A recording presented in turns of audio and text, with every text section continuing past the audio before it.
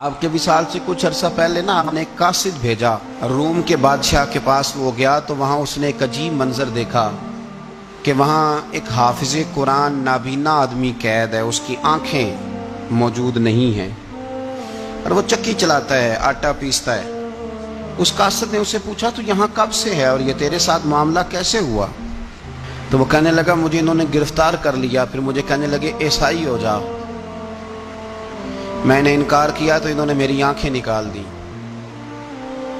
اب میں صبح شام یہ تھوڑا سا کام کرتا ہوں, چکی پیستا ہوں تو روٹی دے دیتے ہیں. وہ قاصد حضرت عمر بن عبدالعزیز کے پاس آیا اور آ کے کہا حضور ایک اس طرح کا مسلمان روم کے بادشاہ کے پاس قید ہے, ایک مسلمان کی تکلیف. حضرت عمر بن عبدالعزیز نے جب سنا تو رو پڑے, پر میں وہ قید ہے اور وہاں قید ہے اور ہم یہاں آرام سے بیٹھے ہیں.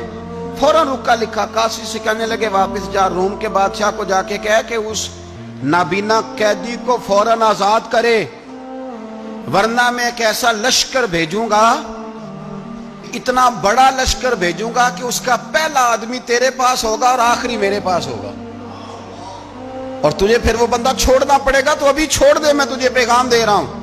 وہ قاصد کہتا ہے جب میں رکا لے کے پہنچا, ظاہر ہے بڑا لمبا سفر ہوتا تھا, آنے جانے میں مہینوں بھی لگ جاتے تھے. کہتے میں نے رکا دیا تو اس نے پڑھا, کہنے لگا میری طرف دیکھ کے رکا میں نے پڑھ لیا ہے. علماء علماء کو جانتے ہیں, تاجر تاجروں کو جانتے ہیں, تو بادشاہ بھی بادشاہوں کو جانتے ہیں. فرمایا تم مسلمان ہو, میں نہیں ہوں, پر جتنی تم اس درویش کی قدر کرتے ہو میں تم سب سے بڑھ کر قدر کرتا ہوں. میں اس بندے کو لشکر لے کے آنے کی تکلیف نہیں دوں گا, میں ویسے ہی قیدی آزاد کرنے لگا, تم لے جاؤ. کہتے ہیں مجھے چند دن وہاں رہنا پڑا, کچھ لوازمات تھے جن کے لیے رکنا پڑا. ایک دن میں شاہ روم کے دربار میں گیا تو وہ تخت سے نیچے اتر کے رو رہا تھا اور اس کی ہچکی بندی تھی اور اس کے سینے سے آواز نکل رہی تھی. میں نے پوچھا لوگوں سے کیا ہوا, کہنے لگے خود ہی پوچھ لو. میں نے جا کے کہا بادشاہ کیا ہوا, کیوں رو رہے ہو؟